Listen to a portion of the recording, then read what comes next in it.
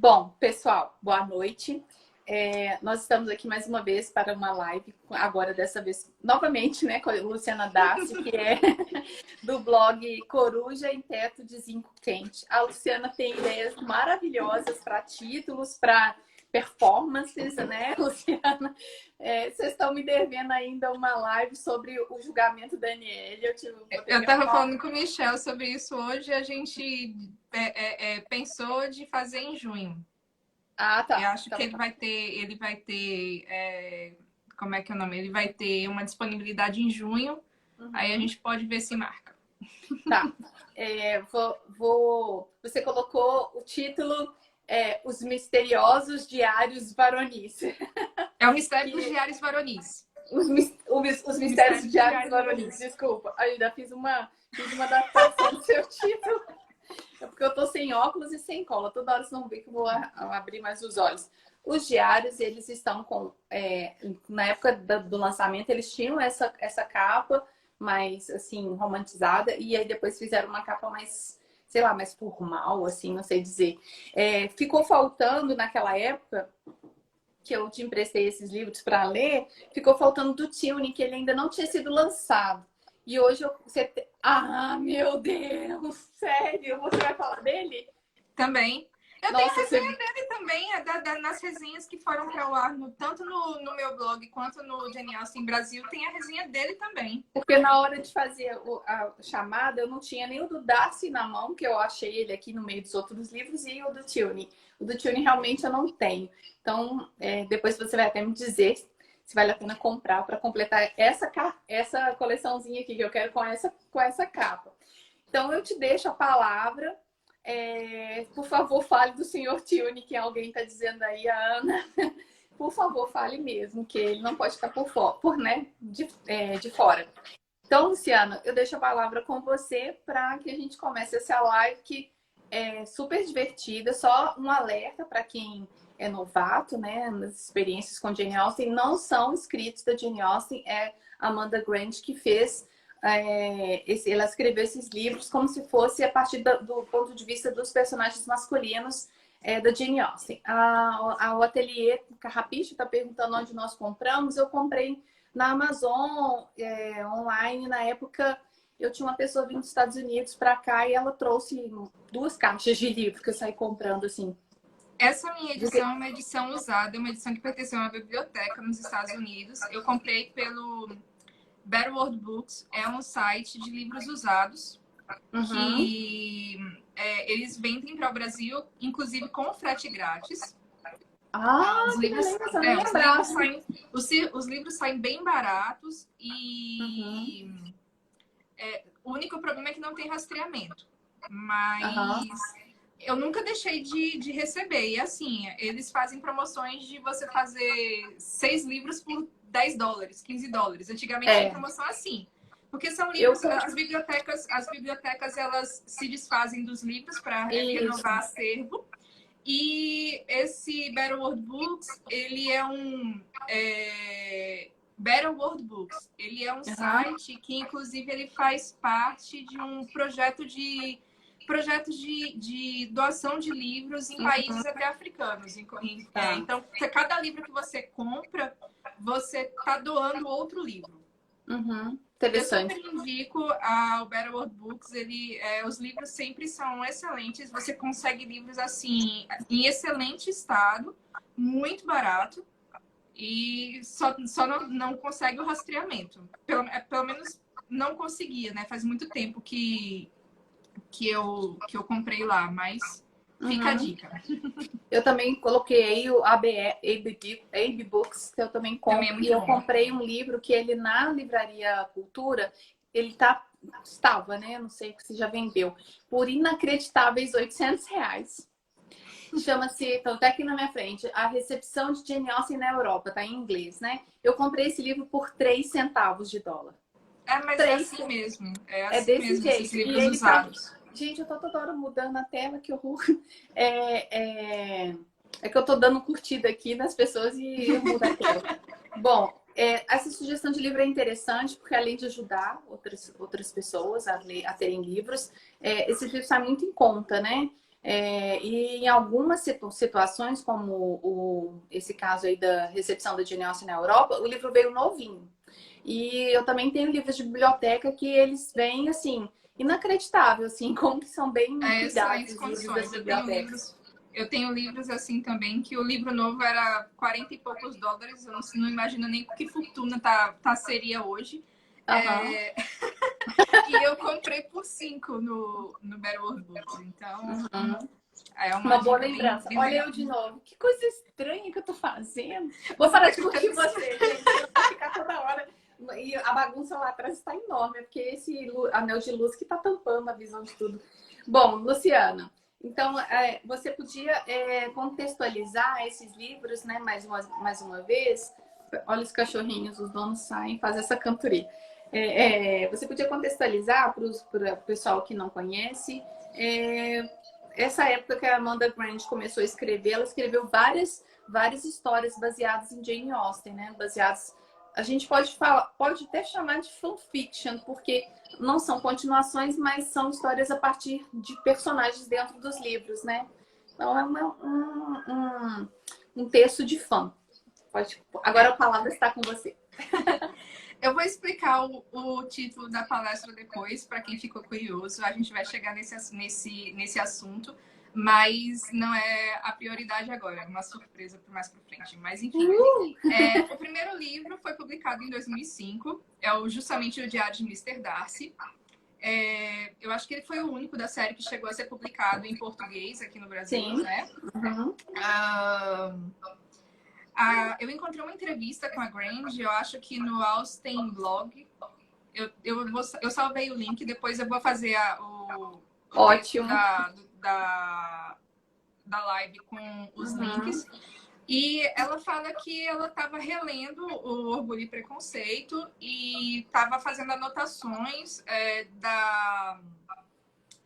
o calendário, por assim dizer, o que acontecia em cada época dentro da história. E aí ela começou a pensar, nossa, mas que legal seria ler essa história do ponto de vista do Mr. Darcy. E foi assim que nasceu a ideia de escrever a história.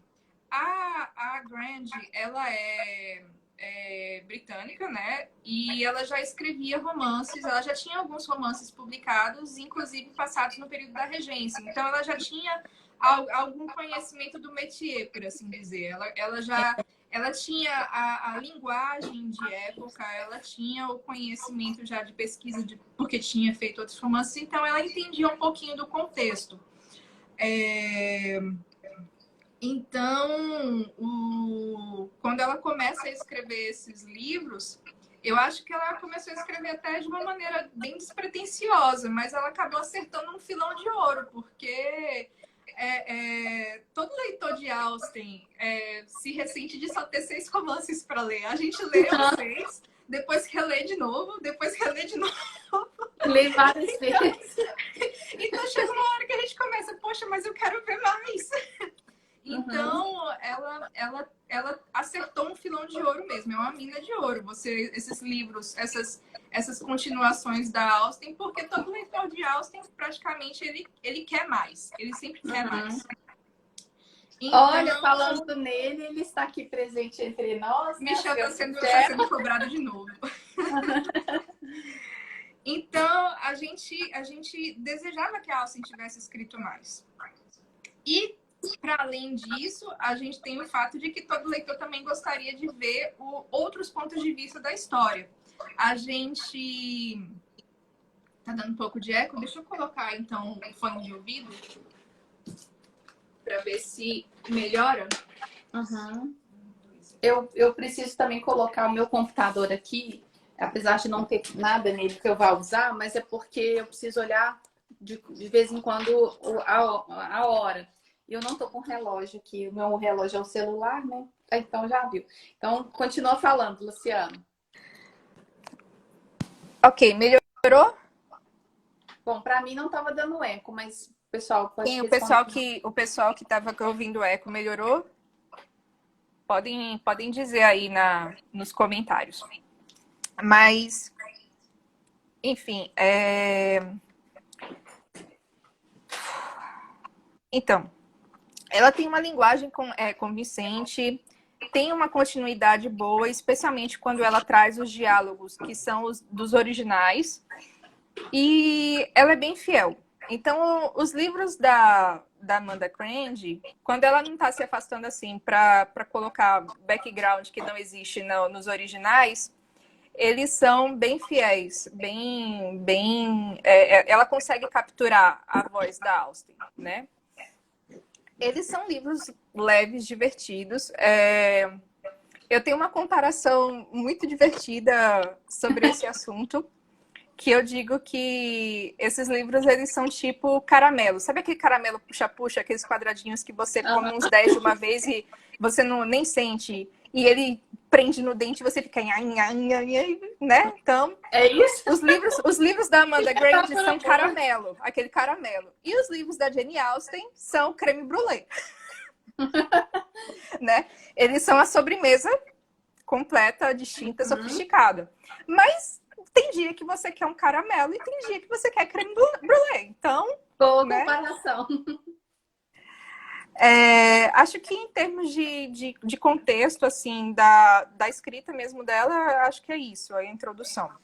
Então, vamos para a próxima parte Só título de curiosidade, ela começou a escrever esses livros em 2005, né? Foi, em 2005. 2005, e aí ela continuou, e o do Tilney foi publicado em 2011.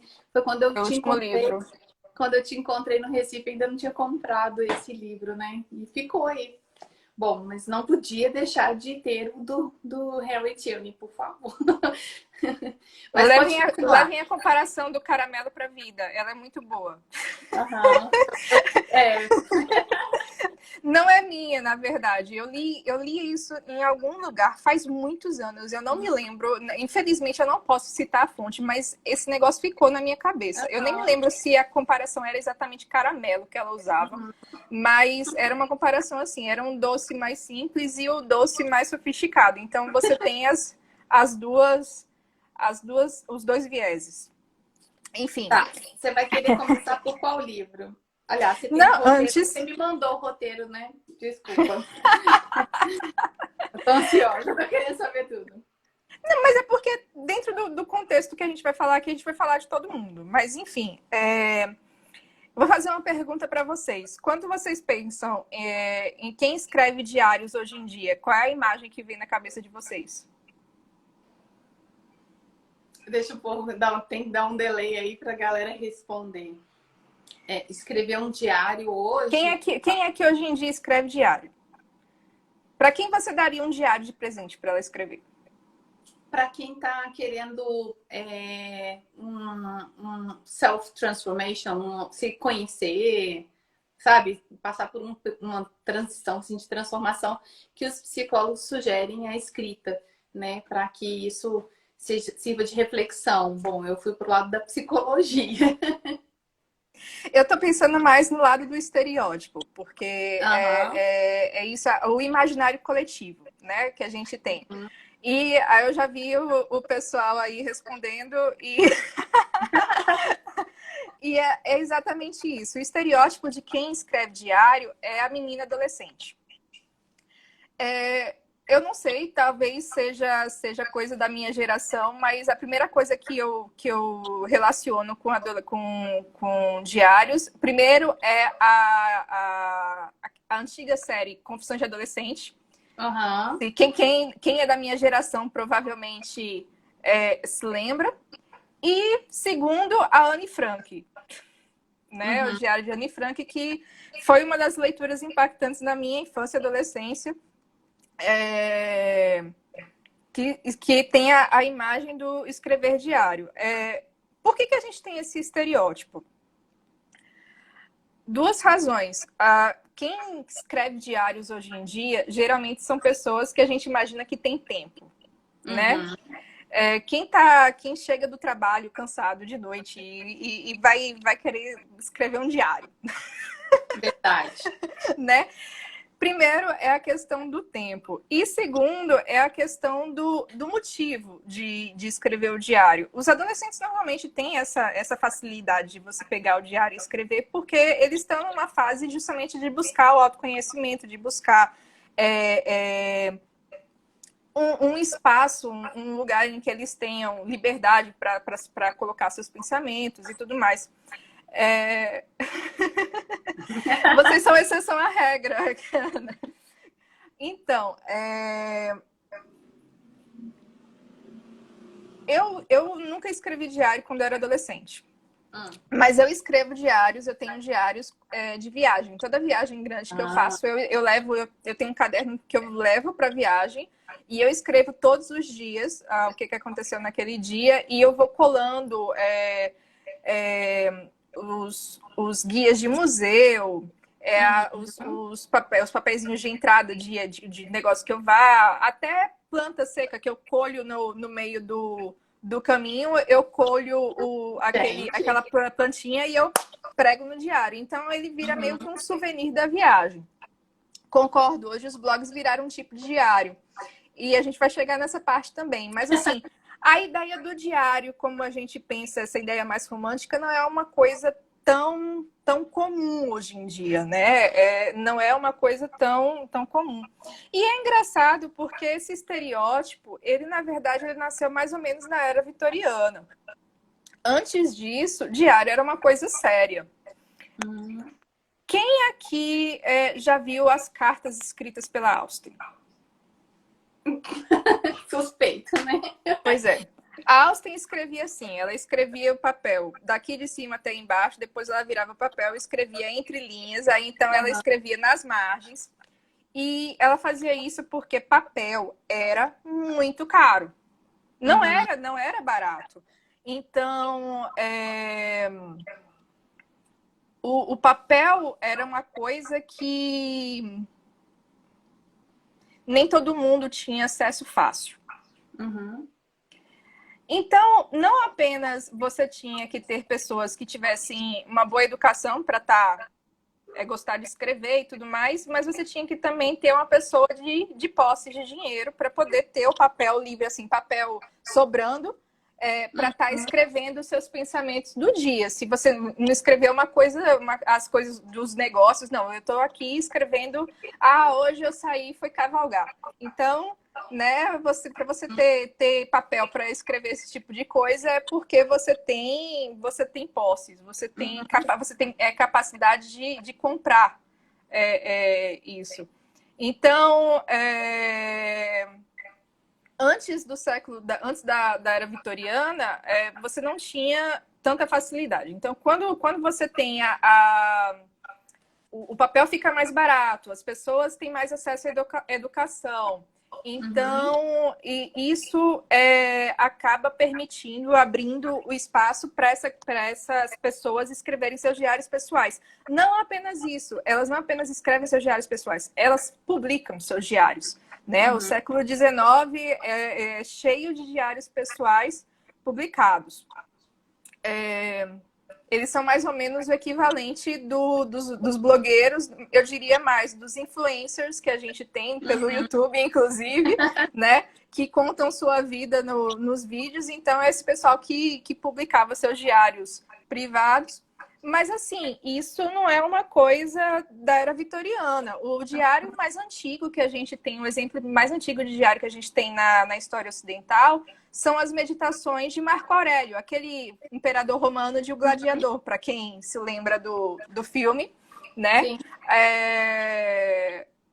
É o exemplo mais antigo que a gente tem de diário. Então, ele não é uma coisa tão recente, ele não era uma coisa tão divulgada, tão comum.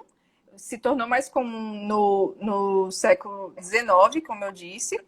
E normalmente quem escreviam eram pessoas que tinham uma boa educação e que tinham capacidade de gastar dinheiro com frivolidades. Ou então, se você fosse um escritor, porque daí então o papel realmente era pelo qual você fazia seu ofício, né? A gente tem vários livros que foram escritos baseados em diários ou então em formato de diários, até por conta disso. Então, pessoal que lê a Austen e lê os livros que inspiraram a Austen deve se lembrar que Evelina, Pamela, são livros que são escritos em formato de diário. E são diários que a gente, leitor moderno, estranha muito até, porque são diários que a pessoa escreve assim, dizendo: ah, e eu fiz isso, isso e isso, e a pessoa saiu isso, isso e isso. Então você copia no diário o diálogo completo que teve com a outra pessoa e você fica: mas como assim? Ela escreveu tudo isso, se lembrou tudo de cabeça, conseguiu se lembrar todas as vírgulas. Pausas. Imagina a pausa na respiração. Eu tenho só um comentário que está fora do que você está falando de diário, mas a Luciana Campelo perguntou sobre as cartas da Jane Austen. Elas vão ser lançadas no mês que vem, perto do Dia dos Namorados, que a Renata, que já esteve aqui nas lives, ela que traduziu, ela falou que a Martin Claret vai publicar e com alguns... Como é que fala? Alguns mimos para quem comprar as cartas. Eu imagino, ela não me falou nada não, tá, gente? Que eles vão presentear a gente com papel de carta, porque são as cartas da Jane Austen, né? Eu acho maravilhoso, uma ideia maravilhosa. Também. Só falta o namorado para dar de presente, mas isso abafa o caso. Vamos lá.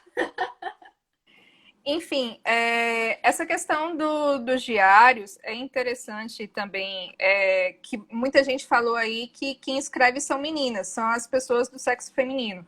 E essa também é uma ideia popularizada na era vitoriana. Uhum. O que é novamente engraçado, porque mais ou menos, a gente tá, a era vitoriana é mais ou menos na mesma época em que da era romântica. E os padrões de masculinidade da época são bem diferentes dos nossos. Eles valorizavam uma sensibilidade maior, eles valorizavam elegância, eles valorizavam a boa educação, eles valorizavam a urbanidade. Então, eles tinham um padrão diferente. Eu li por esses dias. Eu não tenho como mostrar para vocês o livro, porque ele está no aplicativo do Kindle, no tablet, mas eu li por esses dias um livro chamado Shakespeare in a Divided America, do James Chappell. Ele foi publicado agora em abril. E esse livro, no segundo capítulo dele, ele fala sobre apresentações de Romeu e Julieta nos Estados Unidos na época da Guerra Civil Americana. E ele fala justamente sobre essa questão da mudança de padrão de masculinidade. Porque até então, você tinha essa possibilidade de sensibilidade, mas com a guerra e com a mudança de valores, as pessoas começam a pensar na virilidade de uma maneira muito diferente, uma maneira mais rude, uma maneira mais imposta, assim. Então, o que acontece quando você tem essa mudança de paradigma? Eles deixam as apresentações, as montagens de Romeu e Julieta, você deixa de ter homens fazendo o personagem de Romeu. Mulheres passam a interpretar Romeu, porque os homens não têm capacidade para ter a sensibilidade de incorporar um personagem que tanto tem seus arroubos mais apaixonados, que o Shapiro até fala assim, meio femininos. Ele se joga no chão na cela do frade e começa a chorar. E tem a questão da parte marcial, que ele tem a luta com o Tebaldo. Então, veja como é a questão da masculinidade tóxica. Você tem que deixar, o Romeu deixa de ser interpretado por um homem, porque os homens não se sentem seguros suficientes na sua masculinidade para serem um personagem que tem essa dualidade de sensibilidade. E os heróis da Austen, eles não têm esse problema. Eles não têm problema nenhum em serem vulneráveis. Eles são diferentes dessa ideia que as pessoas têm do que deveria ser o herói impávido, o herói fortaleza, o herói que não muda, que ele é. E os heróis da Austen são muito diferentes. A Amanda Grande, nessa série, ela trabalha essa questão maravilhosamente bem, porque o diário é um retrato do seu íntimo, é onde você coloca as suas reflexões, os seus pensamentos mais íntimos. Então, ele é uma janela de vulnerabilidade extraordinária. E no contexto da obra da Jane Austen, no contexto dessa ideia de virilidade na época da Jane Austen, que talvez aqui a gente deva se lembrar que o período regencial é um período que basicamente começaram os dandies, né? O pessoal estava muito preocupado com as vestimentas. Os homens tinham essa preocupação bem maior. Basicamente, eles inventaram o metrosexual muito antes de começarem a utilizar esse termo, né? Eu me lembro do Príncipe Regente, ele foi um dos primeiros dandies. Ele era o cara que gostava de discutir sobre os nós de gravata dele. Então, tinha toda essa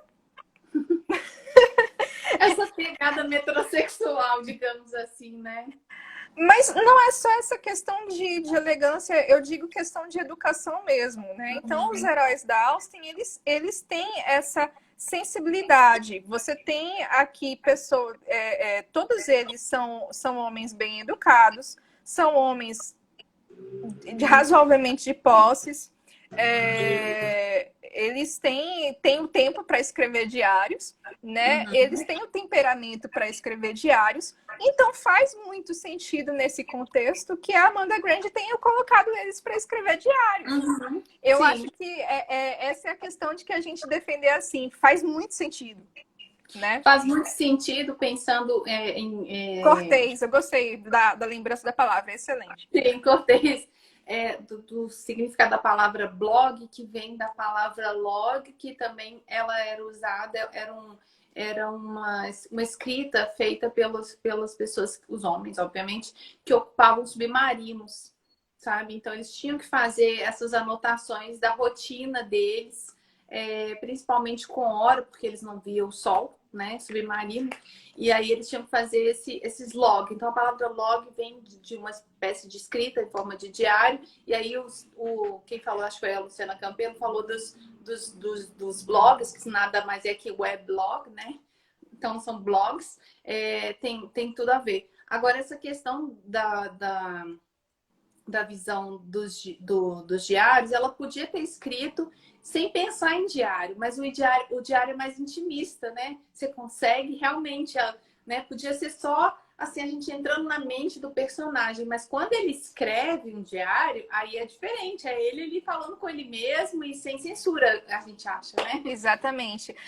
Eu acho que, inclusive, aliás, eu acho não, essa é a razão do título da palestra, né? O mistério dos diários varonis é justamente por isso, porque a gente tem uma ideia do que seja virilidade, do que seja masculinidade, que é bem diferente dessa época. Então, talvez um leitor de hoje, pegando os livros, ele diga: mas o diário de um herói, ele vai se mostrar assim. Porque um diário você vai se deparar com as dúvidas, você vai se deparar com as incertezas de um herói. E você normalmente não associa essa questão com os grandes heróis másculos assim dos romances, né? Eles não são muito de ter de se perdendo em dúvidas. Então, quando você tem essa questão do diário, o mistério dos diários varonis é isso. É porque você tem uma mudança desse paradigma, então se explica, né, a questão. Então, está explicado o título. A segunda razão do título, na verdade, é porque quando a Adriana me convidou para participar dessa palestra, eu estava reassistindo Sherlock, então... Isso. Então, eu coloquei a referência no meio. Não, e acho que também desperta curiosidade, porque aí você vai falar de Jane Austen, diários varonis. Peraí, ela escreveu um diário de homens? Aí tem gente querendo saber do que se trata. Então, acho que funciona muito bem. Eu gosto de fazer títulos muito diferentes. Eu sou uma pessoa diferente. Eu fiz a chamada com os livros para atiçar a curiosidade. Não, você é muito boa com os títulos, né? Então, já falamos sobre a questão da história dos diários, então a gente já sabe de onde veio o costume de escrever diários, por que os heróis austerianos eles poderiam perfeitamente escrever diários dentro do contexto da época. Falamos sobre questões de padrões de masculinidade, e agora a gente vai entrar finalmente... Finalmente vamos entrar na série. Eu acho que talvez para dar uma dinâmica melhor é você ir chamando o herói e eu falando, Dri. Ah, meu Deus! Então vamos destroçar as expectativas, aliás, acabar com as expectativas, a ansiedade. Vamos falar do Darcy, do Diário do Mister Darcy, que a minha cópia aqui, ele difere porque são editoras diferentes. Eu não vou conseguir ler, mas enfim, depois eu coloco os links para essas editoras. Também tá tudo muito fácil de encontrar. Repetindo aí, que alguém entrou um pouco depois da nossa fala, Better World Books e AB Books, que você encontra os livros usados com preço excelente, né? Talvez até centavos. Não sei como é que tá com o dólar do jeito que tá, não sei como é que vai ficar, mas eu comprava por centavos de dólar vários livros, né? Bom, vamos começar com o Mister Darcy. Então, esse livro do Mister Darcy foi o único que eu consegui reler para live mesmo. Eu terminei ele ontem. Isso aí é uma máquina de leitura. Eu li ele rapidinho. Não vai aparecer todo aqui, ó. Eu consegui ler ele rapidinho, porque eles são uma leitura rápida, certo? Sim. O livro Só lembrando que esse é o único exemplar dos diários que foi traduzido para o português, tá, gente? Eu acho esse livro bem leve, bem gostoso, e ele melhora exponencialmente a partir do momento em que a gente tem a primeira declaração do Darcy para Lizzie. Uhum. Eu acho sensacional a cena dele voltando para Rosings e andando de um lado para o outro, revoltado, pensando: ela me rejeitou, como assim ela teve a audácia de me rejeitar? E aí ele começa a escrever a carta e ele começa a refletir sobre a carta. E depois ele fala para o Coronel Fitzwilliam: nossa, eu pedi a Liz em casamento, mas Elizabeth me negou. E o Coronel Fitzwilliam fala: mas como foi que você pediu ela em casamento? Ele disse: não, eu disse isso e aquilo. Aí o Coronel Fitzwilliam: Darcy, tem coisas que a gente não precisa falar. Tem verdades que a gente não precisa falar. Ele leva um puxão de orelha e você vai vendo o crescimento dele ao longo do romance, especialmente dessa parte para o final. Eu acho fantástica esse crescimento, porque é uma das coisas mais interessantes em Orgulho e Preconceito, é você perceber o quanto a Lizzie amadurece depois de ler aquela carta. Uhum. E o que eu acho muito legal desse livro da Amanda Grange é que ela faz muito, muito bem o reverso, o impacto que a Lizzie tem no Darcy, né? Uhum. Eu sou suspeita para falar, mas porque eu gosto muito, minha preferência pessoal em romances são com protagonistas que eles têm esse impacto na vida do outro.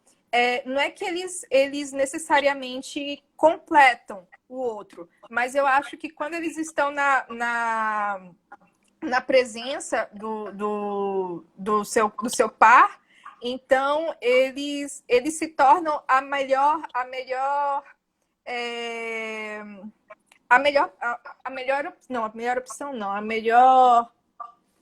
personificação de si mesmos, sabe? Eu acho que não é você ser completo, é só você ser o melhor que você pode ser.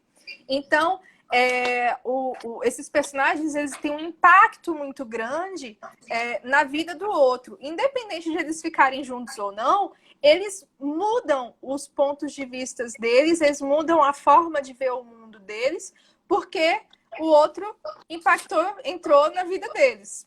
Uhum. Então, eu gosto demais desse tipo de romance, que você tem essa questão de você colocar os personagens estando assim na vida do outro e fazendo essa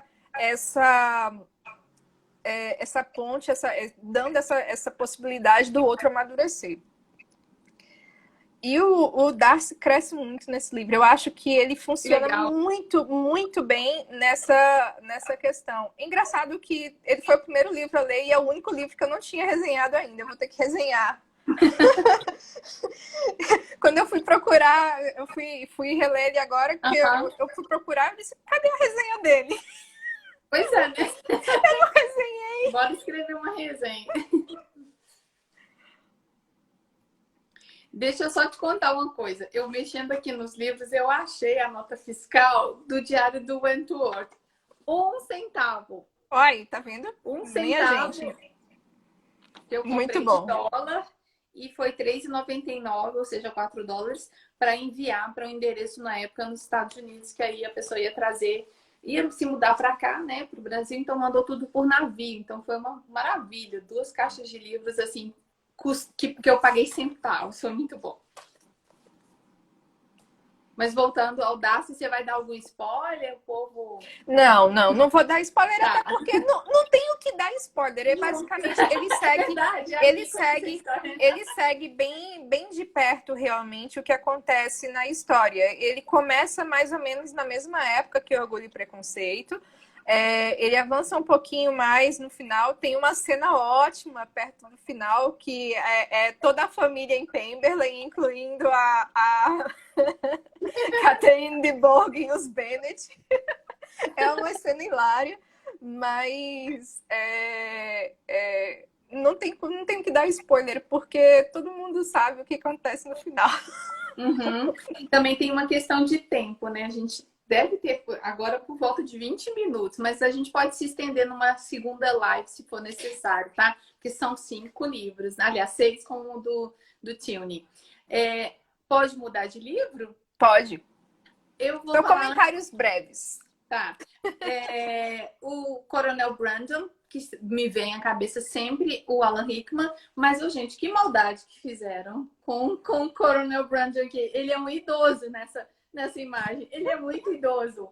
Ele é muito mais velho que a personagem aqui em questão, mas que interessante a opção dela de fazer Coronel Brandon e não Edward Ferrars, né? Pois é, o Edward Ferrars é o único dos heróis que não aparece nessa série.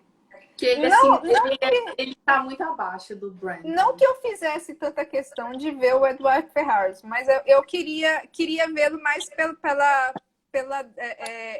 para vê-lo suspirando pela Elinor, porque eu acho que a Elinor merecia que suspirassem pelos cantos por ela. E eu queria vê-lo, eu queria vê-lo comparando a Lucy e a Elinor e batendo a cabeça na parede dizendo, mas que merda eu fui fazer. Seria, não sei se a Amanda Grant ela teria disponibilidade para escrever, mas seria um pedido que a gente podia fazer para ela, hein? Então, a história o Diário do Coronel Brandon, ele começa muito tempo antes do começo de Razão e Sensibilidade. Ele começa com o Coronel Brandon jovenzinho, apaixonado pela Elisa, conta a história do grande romance da vida dele. Que legal. Da forma como partiram o coração dele, e aí, para lidar com seu coração partido, ele entrou no exército. E aí, assim, a revelação do passado do Coronel Brandon nesse livro faz você ver que tem todo o sentido do mundo ele se apaixonar pela Marianne, porque os dois que legal. São iguais nesse aspecto. Ele também tem os arroubos apaixonados, assim, muito intensos. Ele se entrega, né? Se entrega, exatamente. Mas eu confesso que eu não gostei tanto da parte que do passado dele. E aí, nisso, eu vou emendar com o Capitão Wentworth, porque os dois têm o mesmo problema, na minha opinião. Quando a Amanda Grant ela se distancia do texto original da Austen para criar seu próprio background para os heróis, eu acho que ela peca um pouco a mão. Ela fica meio sem jeito de saber o que ela vai colocar ali sem fugir, e aí ela acaba sendo um pouco... Eu estou tentando procurar uma palavra menos impactante, mas eu acho que a palavra seria covarde. Ela acaba se acovardando de ter uma coisa mais forte, e eu acho que dá para sentir isso. As melhores partes dos livros da Amanda Grant costumam ser aquelas em que você tem a contraparte da cena na Austen. Então, é como se ela estivesse te dando um vislumbre por trás das cortinas. Quando ela está escrevendo os diálogos da Austen e colocando as intenções dela por trás desse diálogo, eu acho que ela funciona melhor. Tem outros livros que a gente está falando da Amanda Grande, mas eu poderia falar de outros livros aqui que eles fazem muito bem essa questão do background. Eu me lembro muito da trilogia dos livros da Pamela Idle, em especial An Assembly Such as This. Eu acho que, na minha opinião, é a melhor versão do Darcy que eu já li desses livros que são assim, o recontar da história original. A forma como ela trabalha a questão da sociedade da época, até aquela questão que a gente estava falando de masculinidade, dos dandies, né? Então, eu acho fenomenal. Se eu teria uma recomendação de livros para ler, além dos livros da Amanda Grant, que são bem legais, mas eu recomendaria muito An Assembly Such as This, da Pamela Idle. E tem também uma duologia que conta a história de persuasão do ponto de vista do Capitão Wentworth, que é a Susan... Essa mesmo, None But You, que eu acho também muito boa. Ela foi muito corajosa nesses livros, ao contrário da Amanda Grant, que prefere ficar no conforto, na zona de conforto. Nesses livros, ela tem uma pesquisa de contexto de época muito interessante. Nem todo mundo vai gostar. Eu já vi algumas pessoas criticarem algumas coisas que acontecem nesses livros, porque elas disseram, mas o Capitão Wentworth não faria isso. Cara, vocês... tudo bem que vocês acham que o Capitão Wentworth é tudo de bom, mas, porém, contudo, todavia, ele era um homem solteiro, com posses, com dinheiro, que passava meses e meses embarcado em navio, e quando ele descia do navio, ele estava interessado em algumas coisas que, né? Então, depois do julgamento da Anne Elliot, que você e o Michel fizeram no encontro da Jane Austen no ano passado, a minha cabeça mudou completamente em relação... Lógico, ele continua sendo meu favorito, mas mudou muito em relação ao Capitão Wentworth. Porque eu acho que isso que é o bacana. Não dá pra gente colocar o personagem num pedestal e dizer, nossa, mas ele é o ideal do homem perfeito. Eu acho que o fato de ele ter seus defeitos também, de ele não ser perfeito, é uma das coisas que o torna tão interessante, tão complexo. Por favor, né? Príncipe. Não, pois é, dizer que ele se manteve virgem esperando a Anne, desculpa. Desculpa. Né? Minha suspensão de descrença vai... Ai, travou. Vou esperar você voltar. Travou tanto o seu vídeo quanto a sua voz. Vamos lá. Voltou, Luciano? Tá dando... Ixi, a Luciana saiu. Vou esperar ela entrar de novo. A Sara tá dizendo que prefere ser iludida. Mas é muito complicado um homem da idade dele, que, né, quase 30 anos, se manter virgem, mesmo naquela época, galera. Vamos... Consegui voltar? Conseguiu. Acho que deu uma quedinha na internet aqui. Desculpem.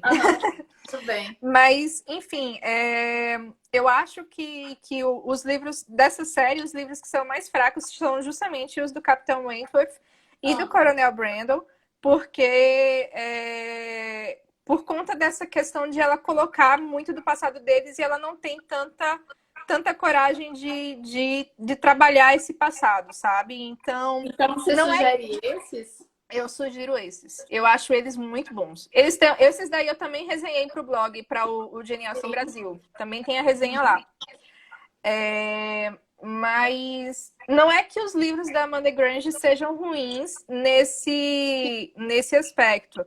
Mas em comparação com os outros da própria série, eles acabam ficando abaixo. Na minha opinião, certo? É minha opinião pessoal, é minha impressão pessoal. Eu acho que outras pessoas que gostem mais dos personagens talvez tenham opiniões diferentes. Mas, enfim. Em compensação, o Capitão Wentworth, quando ele chega na parte em que ele revê a Anne, aí então se torna outra coisa o livro. Ele se torna muito melhor. A partir da segunda parte se torna muito mais interessante. Porque, como eu disse, a Amanda Grange ela é fantástica quando ela tem segurança no que está acontecendo por debaixo dos panos. Ela está trazendo uma cena que já foi trazida na obra original. Ela, nesse sentido, ela foi muito esperta, né? Luciana, eu queria te propor o seguinte: vou responder uma pergunta, aí a gente encerra essa live e começa outra, porque aí a gente vai para os outros 3 livros, para ficar mais equilibrado. Alguém Ok. aí, que eu não vou lembrar o nome, perguntou o nome dos livros. É Mr. Darcy Diary, a autora é Amanda Grant. Aí temos Captain Wentworth Diary, também da Amanda Grant. Já falamos também aí no caso é Colonel, tá? Colonel Brandon Diary, da Amanda Grant. Edmund Bertrand, da Amanda Grant também. Mr. Knightley Diary, da Amanda. E mostre o seu. Mr. Tierney Diary. Yes. Esse é muito bonitinho. O Tierney tá um pouquinho mais velho aí, mas tudo bem, né? As capas também. Essa capa do personagem eu achei legal, porque contextualizou bem, né? O uniforme e tudo. Mas essa do Coronel Brandon foi uma maldade, né? Um idoso aí, um idoso de 35 anos. Não que a gente tenha um preconceito com idosos, não é isso? É porque o personagem tem 35 anos, não é isso? O Coronel Brandon. E aí, como é que coloca um grisalho? Bom, 35 anos hoje as pessoas são grisalhas, mas enfim, é aquele pá do Alan Rickman que não tem jeito de associar, né? Alan Rickman não dá para associar com esse senhorzinho aqui da capa.